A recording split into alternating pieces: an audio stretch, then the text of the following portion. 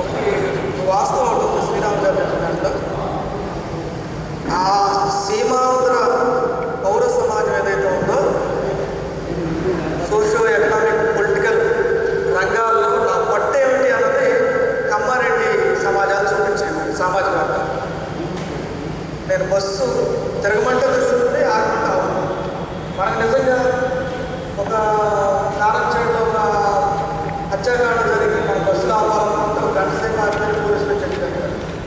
ఒక చేనేత కార్మికులు చచ్చిపోయారు 100 మంది 200 మంది ఈ చీరాల పనులు కానీ చేస్తా నిరాహార దీక్ష చేస్తా ఉంటే సమాజం స్పందించదు, స్తంభించదు.